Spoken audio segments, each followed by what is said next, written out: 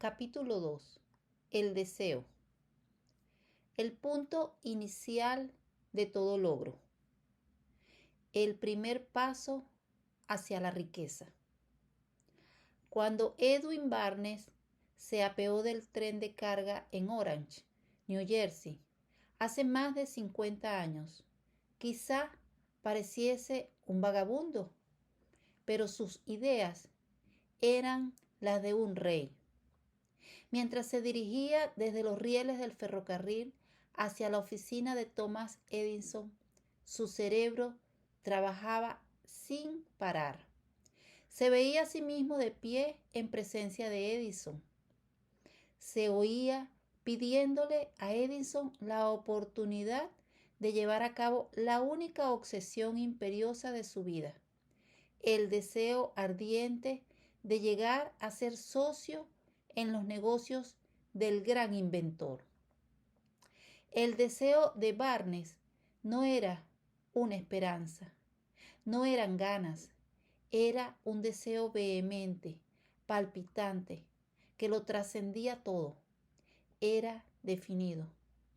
Algunos años después, Edwin Barnes volvió a pararse frente a Edison, en la misma oficina en que se había encontrado por primera vez con el inventor.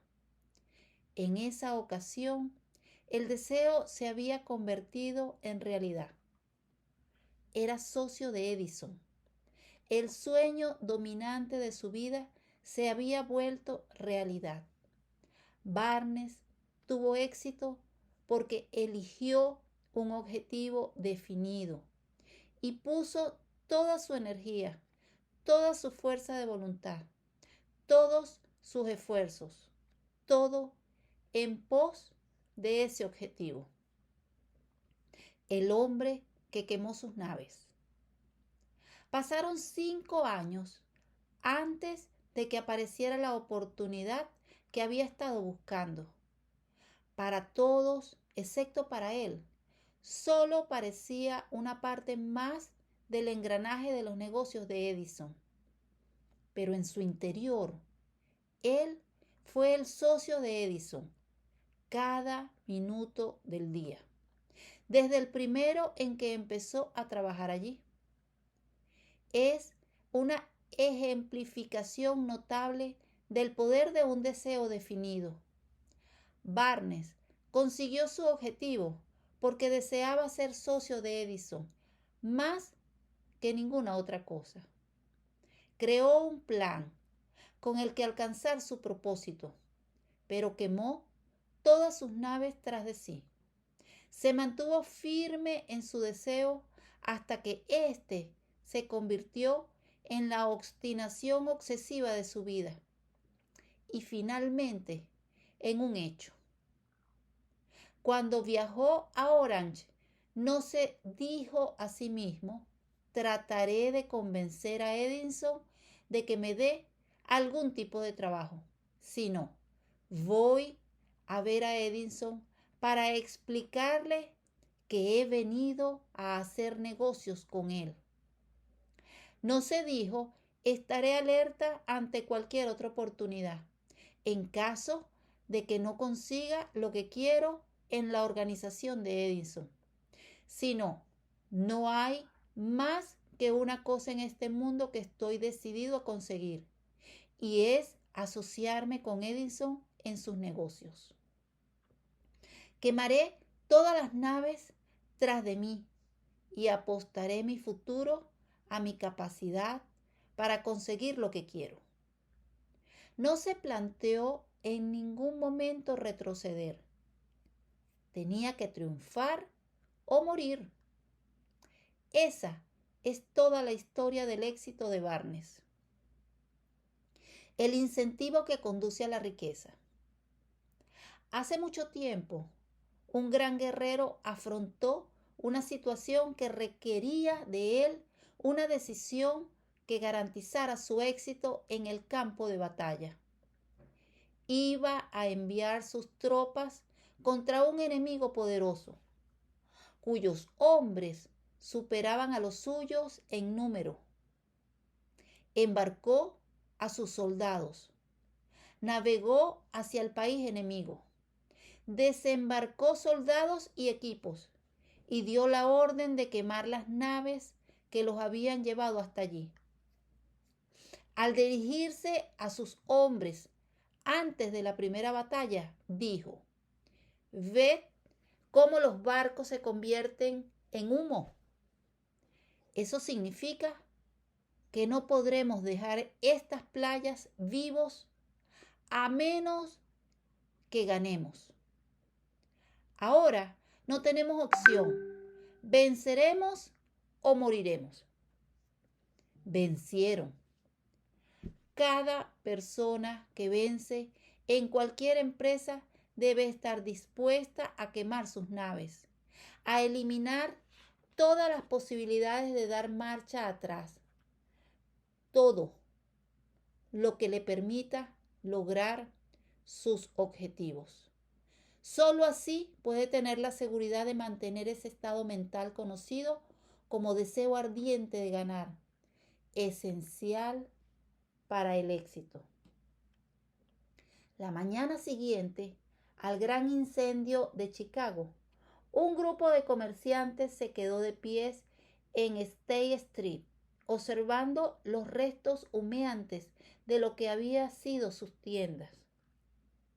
Organizaron una reunión para decidir si tratarían de reconstruirlas y abandonarían Chicago para volver a empezar en algún lugar del país más prometedor.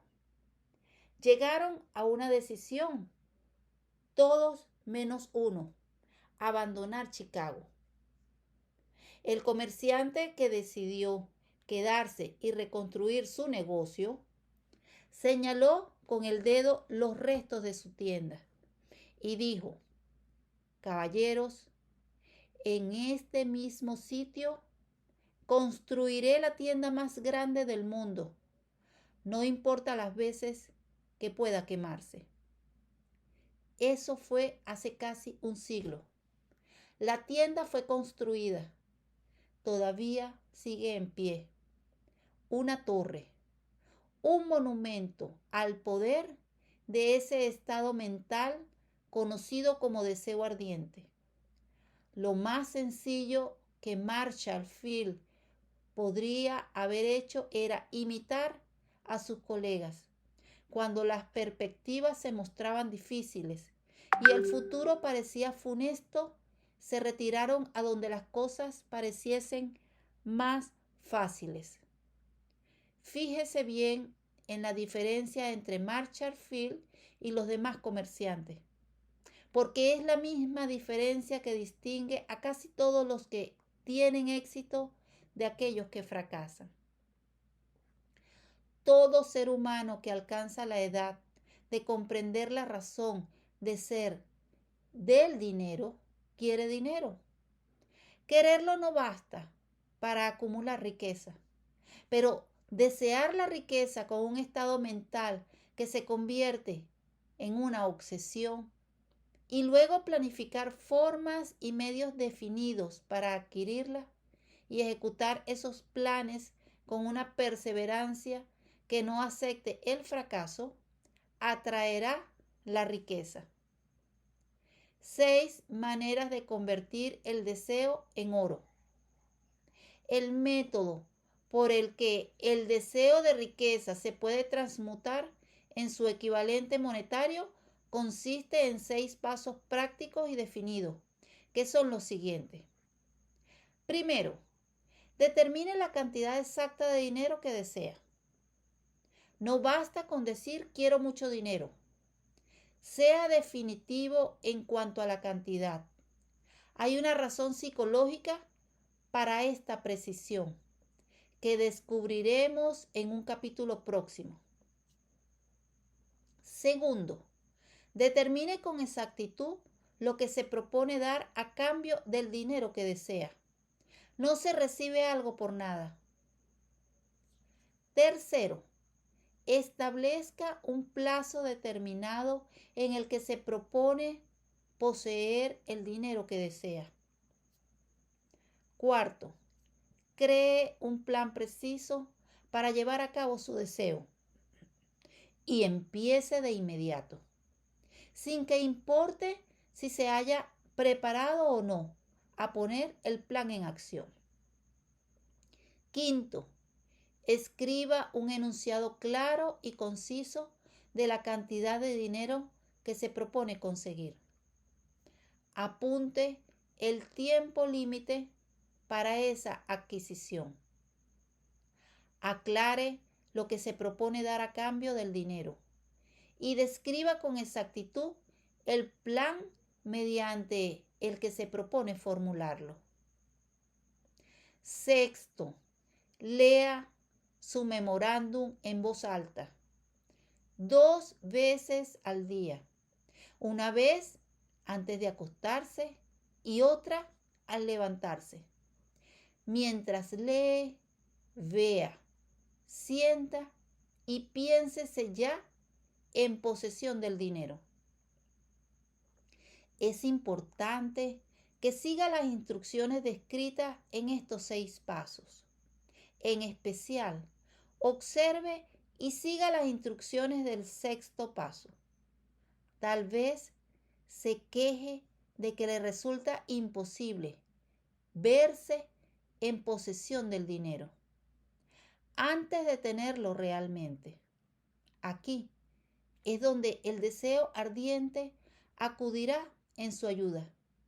Si usted realmente desea el dinero con tanta vehemencia que su deseo se ha convertido en una obsesión, no tendrá dificultad en convencerse de que lo adquirirá. El caso es desear el dinero y llegar a estar tan determinado a poseerlo que se convenza de que lo tendrá. ¿Puede imaginarse que es usted millonario? Para el no iniciado, que no se ha educado en los principios fundamentales de la mente humana, quizás estas instrucciones parezcan poco prácticas. Para quienes no consigan reconocer la validez de estos 6 puntos, puede ser útil saber que la información que difunden fue revelada por Andrew Carnegie, el cual empezó como un obrero común en una siderúrgica, pero se las arregló, pese a sus humildes comienzos, para que estos principios le rindieran una fortuna de más de 100 millones de dólares. Como ayuda adicional, quizá les sirva saber que los 6 puntos recomendados aquí fueron cuidadosamente estudiados por el extinto Thomas Edison, que puso su sello de aprobación en ellos por ser esenciales, no solo para la acumulación de dinero, sino para la consecución de cualquier objetivo. Estos pasos no requieren trabajo duro, tampoco sacrificio. No exigen que uno se vuelva ridículo ni crédulo. Para utilizarlos no hace falta educación superior. Pero la aplicación eficaz de estos 6 pasos exige la suficiente imaginación que nos permitirá ver y comprender que la acumulación de dinero no se puede dejar al azar, a la buena suerte o al destino. Uno debe darse cuenta de que todos los que han acumulado grandes fortunas primero han soñado, deseado, anhelado, pensado y planificado antes de haber adquirido el dinero. Llegados a este punto, usted sabrá también que nunca tendrá riquezas en grandes cantidades, a menos que pueda llegar a ser la viva expresión del deseo ardiente por el dinero y que realmente crea que lo poseerá. El poder de los grandes sueños. A quienes nos encontramos en esta carrera hacia la riqueza, debe animarnos a ver que este mundo cambiante exige nuevas ideas, nuevas maneras de hacer las cosas, nuevos líderes, nuevos inventos, nuevos métodos de enseñanza, nuevos métodos de venta, nuevos libros, literatura nueva, nuevos programas de televisión, nuevas ideas para el cine. Tras toda esta demanda de cosas nuevas y mejores, hay una cualidad que uno debe poseer para ganar, y es la definición del propósito, el conocimiento exacto de lo que uno quiere y un deseo ardiente de poseerlo. Los que deseamos acumular riqueza debemos recordar que los verdaderos líderes del mundo han sido siempre hombres que han sabido dominar para su uso práctico las fuerzas invisibles e intangibles de la oportunidad que está por surgir y han convertido esas fuerzas o impulsos de pensamiento en rascacielos, fábricas, aviones, automóviles y toda forma de recurso que hace la vida más placentera. Al planear la adquisición de su porción de riqueza, no se deje influir por quienes menosprecian sus sueños para lograr grandes ganancias en este mundo cambiante. Uno debe captar el espíritu de los grandes pioneros del pasado, cuyos sueños le han dado a la civilización todo lo que tiene de valioso, el espíritu que infunde energía en nuestro propio país, en las oportunidades de usted y en las mías, para alimentar y vender nuestro talento. Si lo que usted quiere hacer está bien y usted cree en ello, adelante, hágalo. Lleve a cabo sus sueños y no haga caso de lo que los demás puedan decir si usted se topa en algún momento con dificultades, ya que tal vez los demás no sepan que cada fracaso lleva consigo la semilla de un éxito equivalente. Tomás Edison soñaba con una lámpara que funcionara con electricidad. Empezó a poner su sueño en acción y pese a sus más de 10.000 fracasos, mantuvo su sueño hasta que lo convirtió en una realidad física. Los soñadores prácticos no abandonan. Mielan, que soñaban con una cadena de tiendas de cigarros, transformó su sueño en acción. Y ahora la Unity Cigar Stores ocupa algunas de las mejores esquinas de las ciudades estadounidenses. Los hermanos Wright soñaron con una máquina que surcara el aire. Ahora podemos ver en todo el mundo que sus sueños se han cumplido. Marconi soñaba con un sistema para dominar las intangibles fuerzas del éter. Las pruebas de que no soñaba en vano podemos encontrarlas en cada aparato de radio y de televisión que hay en el mundo. Quizá le interese saber que los amigos de Marconi lo pusieron bajo custodia y fue examinado en un hospital para psicópatas cuando anunció que había descubierto un principio mediante el cual podría enviar mensajes a través del aire, sin la ayuda de cables ni ningún otro medio físico de comunicación. A los soñadores de hoy en día les va mejor. El mundo está lleno de abundancia, de oportunidades que los soñadores del pasado jamás conocieron. ¿Cómo hacer que los sueños despeguen de la plataforma de lanzamiento? Un deseo ardiente de ser y de hacer es el punto inicial desde el que el soñador debe lanzarse.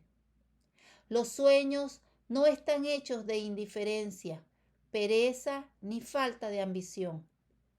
Recuerde que todos los que consiguen triunfar tienen un mal comienzo y pasan por muchas dificultades antes de llegar. El cambio en la vida de la gente de éxito suele surgir en el momento de alguna crisis, a través de la cual le es presentado su otro yo.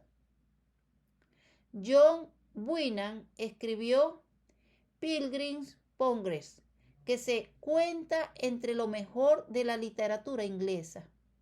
Después de haber estado confinado en prisión y haber sido duramente castigado a causa de sus ideas sobre la religión. Henry D. descubrió el genio que dormía en su interior después de haber conocido graves infortunios y estuvo encarcelado en Columbus, Ohio, forzado a través de la desgracia a conocer a su otro yo y a usar su imaginación.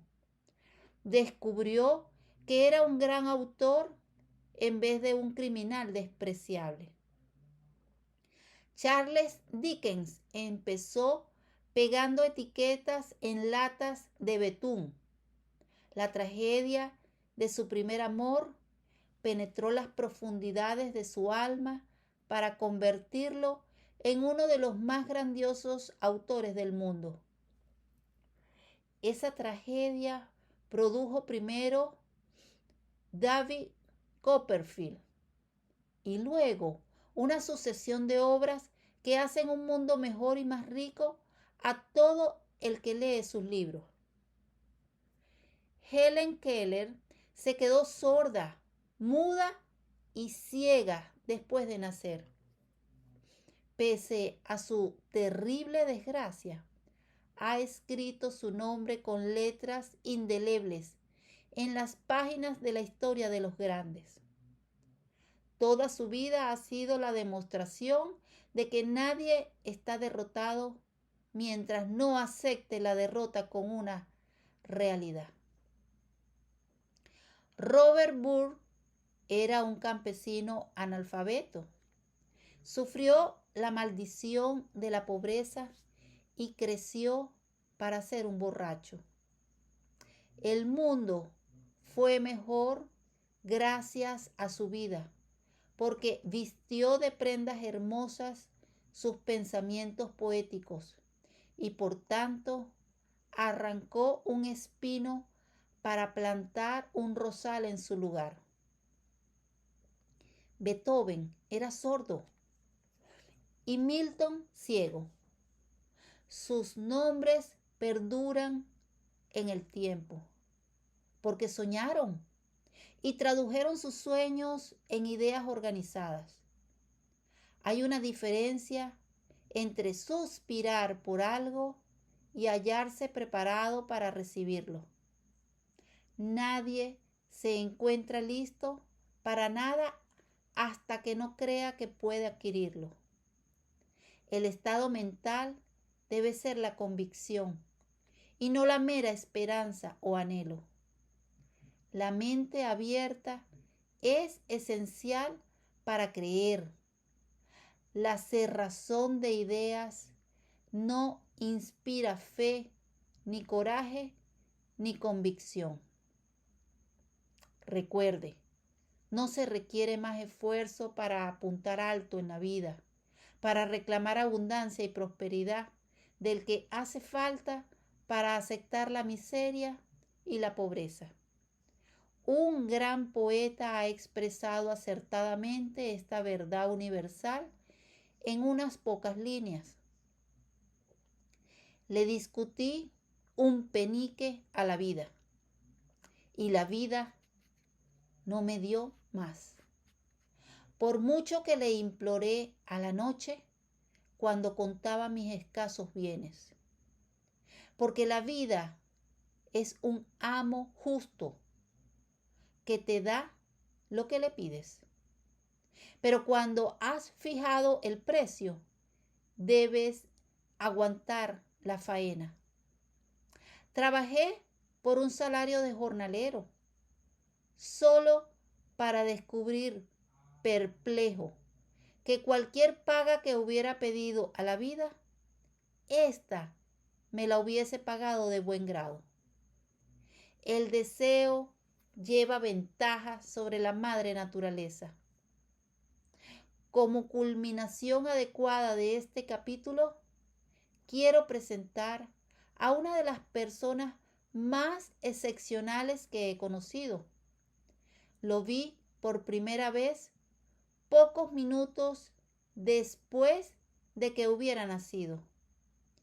Vino a este mundo sin ningún rastro físico de orejas, y el médico admitió, cuando le pedí su opinión sobre el caso, que el niño sería sordo y mudo toda la vida. Me opuse a la opinión del médico. Estaba en mi derecho. Yo era el padre del niño. Tomé una decisión y me formé una opinión, pero expresé esa opinión en silencio, en el fondo de mi corazón. En mi interior supe que mi hijo oiría y hablaría. ¿Cómo? Estaba seguro de que tenía que haber una manera y sabía que la encontraría. Pensé en las palabras del inmortal Emerson. El curso de las cosas acontece para enseñarnos la fe. Solo necesitamos estar atentos. Hay indicadores claves para cada uno de nosotros. Y si escuchamos con humildad, oiremos la palabra justa. La palabra justa. Deseo. Mucho más que ninguna otra cosa. Yo deseaba que mi hijo no fuera sordomudo. De ese deseo no renegué jamás, ni por un segundo. ¿Qué podía hacer? ¿Encontraría alguna forma de trasplantar a ese niño mi propio deseo ardiente de dar con maneras y medios de hacer llegar el sonido a su cerebro sin la ayuda de los oídos? Tan pronto como el niño fuese lo bastante mayor para cooperar, le llenaría la cabeza de tal manera de ese deseo ardiente que la naturaleza lo traduciría en realidad con sus propios métodos. Todos estos pensamientos pasaron por mi mente, pero no hablé de ello con nadie. Cada día renovaba la promesa que me había hecho a mí mismo de que mi hijo no sería sordomudo. Cuando creció y empezó a percibir las cosas que lo rodeaban, notamos que mostraba débiles indicios de que oía. Cuando alcanzó la edad en que los niños suelen empezar a emitir palabras, no hizo intento alguno de hablar, pero de sus actos podíamos deducir que percibía ciertos sonidos. Eso era todo lo que yo quería saber. Estaba convencido de que sí podía oír, aunque fuese débilmente. Sería capaz de desarrollar una mayor capacidad auditiva. Entonces sucedió algo que me llenó de esperanza. Surgió de algo totalmente inesperado. Un accidente que cambió una vida. Compramos un fonógrafo. Cuando el niño oyó la música por primera vez, entró en éxtasis y muy pronto se apropió del aparato. En una ocasión, estuvo poniendo un disco una y otra vez durante casi 2 horas, de pie delante del fonógrafo, mordiendo un borde de la caja.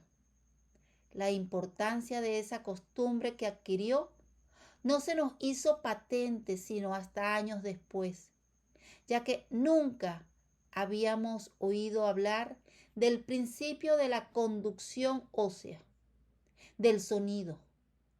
Poco después de que se apropiase del fonógrafo, descubrí que podía oírme con claridad cuando le hablaba con los labios junto a su hueso mastoideo, en la base del cráneo.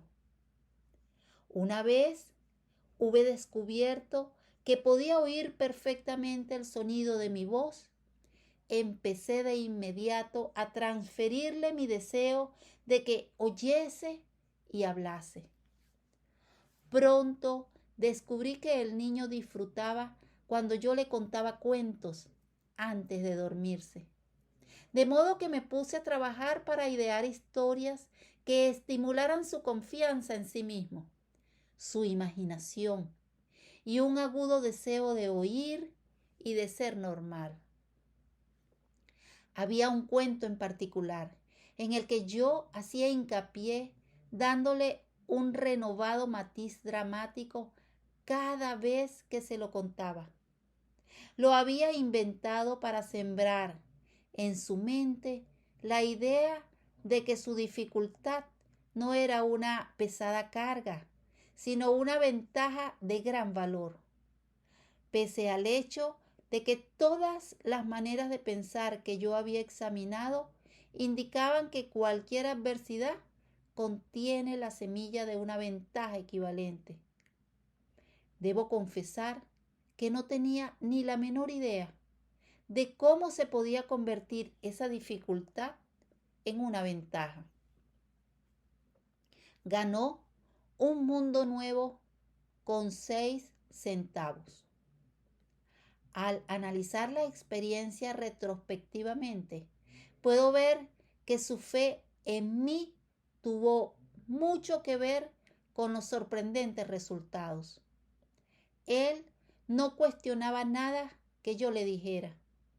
Le vendí la idea de que tenía una ventaja original sobre su hermano mayor y que esa ventaja se reflejaría de muchas maneras. Por ejemplo, los maestros en la escuela se darían cuenta de que no tenía orejas y por ese motivo le dedicarían una atención especial y lo tratarían con una amabilidad y una benevolencia extraordinarias. Siempre lo hicieron. También le vendí la idea de que cuando fuese lo bastante mayor para vender periódicos, su hermano mayor era ya vendedor de periódicos. Tendría una gran ventaja sobre su hermano, porque la gente le pagaría más por su mercancía, debido a que verían que era un niño brillante y emprendedor, pese al hecho de carecer de orejas. Cuando tenía unos 7 años, mostró la primera prueba de que nuestro método de apoyo rendía sus frutos. Durante varios meses imploró el privilegio de vender periódicos, pero su madre no le daba el consentimiento. Entonces se ocupó por su cuenta del asunto. Una tarde, en que estaba en casa con los sirvientes, trepó por la ventana de la cocina, se deslizó hacia afuera y se estableció por su cuenta. Le pidió prestados 6 centavos al zapatero remendón del barrio. Los invirtió en periódicos. Los vendió, reinvirtió el capital y repitió la operación hasta el anochecer. Después de hacer el balance de sus negocios y de devolverle a su banquero los 6 centavos que le había prestado, se encontró un beneficio de 42 centavos. Cuando volvimos a casa aquella noche, lo encontramos durmiendo en su cama, apretando el dinero en un puño. Su madre le abrió la mano, cogió las monedas y se puso a llorar. Me sorprendió. Llorar por la primera victoria de su hijo me pareció fuera de lugar. Mi reacción fue la inversa. Reí de buena gana, porque supe que mi empresa de inculcar en la mente de mi hijo una actitud de fe en sí mismo había tenido éxito. Su madre veía a un niño sordo que, en su primera aventura comercial, se había escapado a la calle y había arriesgado su vida para ganar dinero. Yo veía un hombrecito de negocios valiente, ambicioso y lleno de confianza en sí mismo, cuyo valor intrínseco se había incrementado en un 100% al haber ido a negociar por su cuenta y haber ganado. La transacción me agradó porque había dado pruebas de una riqueza de recursos que lo acompañaría toda su vida. El niño sordo que oyó. El pequeño sordo asistió a la escuela, al instituto y a la universidad, sin que fuese capaz de oír a sus maestros, excepto cuando le gritaban fuerte a corta distancia. No lo llevaron a una escuela para sordos. No le permitimos que aprendiese el lenguaje de los sordomudos. Habíamos decidido que viviese una vida normal y mantuvimos esa decisión, aunque nos costó muchas discusiones acaloradas con funcionarios escolares. Cuando estaba en el instituto, probó un aparato eléctrico para mejorar la audición, pero no le dio resultado. Durante su última semana en la universidad, sucedió algo que marcó el hito más importante de su vida. En lo que pareció una mera casualidad, entró en posesión de otro aparato eléctrico para oír mejor, que le enviaron para probar. Estuvo indeciso en probar el aparato, debido a su desilusión con otro similar. Finalmente lo cogió, se lo puso en la cabeza, le conectó las baterías y, sorpresa, como por arte de magia, su deseo de toda la vida de oír normalmente se convirtió en realidad. Por primera vez oía tan bien como cualquier persona con audición normal. Alborozado con el mundo diferente que acababa de percibir a través de ese aparato auditivo, se percibió al teléfono, llamó a su madre y oyó su voz a la perfección. Al día siguiente oía con claridad las voces de sus profesores en clase. Por primera vez en su vida.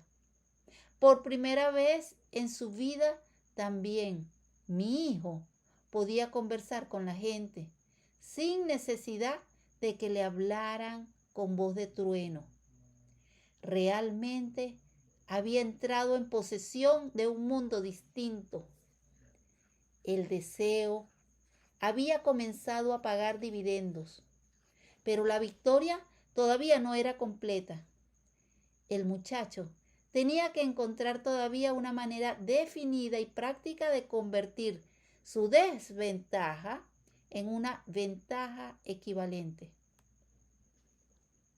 Ideas que obran milagros. Sin apenas darse cuenta de la importancia de lo que acababa de obtener, pero embriagado con la alegría del descubrimiento de ese mundo de sonidos, escribió una entusiasta carta al fabricante del audífono, relatándole su experiencia. Algo en ella hizo que la compañía lo invitase a Nueva York. Cuando llegó, lo llevaron a visitar la fábrica y mientras hablaba con el ingeniero jefe, contándole de su mundo recién descubierto, una corazonada, una idea o una inspiración, llámesela como quiera, destelló en su cerebro. Era ese impulso del pensamiento que convertía su dificultad en una ventaja, destinada a pagar dividendos en dinero y en felicidad por millares durante todo el tiempo venidero. El resumen y el núcleo de este impulso de pensamiento era así. Se le ocurrió que él podría ser de gran ayuda para los millones de sordos que viven sin el beneficio de audífonos si pudiera encontrar una manera de relatarles la historia de su descubrimiento del mundo. Durante un mes entero llevó a cabo una intensa investigación, durante la cual analizó todo el sistema de ventas del fabricante de audífonos e ideó formas y medios de comunicarse con los duros de oído de todo el mundo. Decidido a compartir con ellos su nuevo mundo recién descubierto. Una vez lo tuvo hecho, puso por escrito un plan bienal basado en sus investigaciones. Cuando lo presentó a la compañía, al momento le dieron un puesto de trabajo para que llevara a cabo su ambición. Poco había soñado.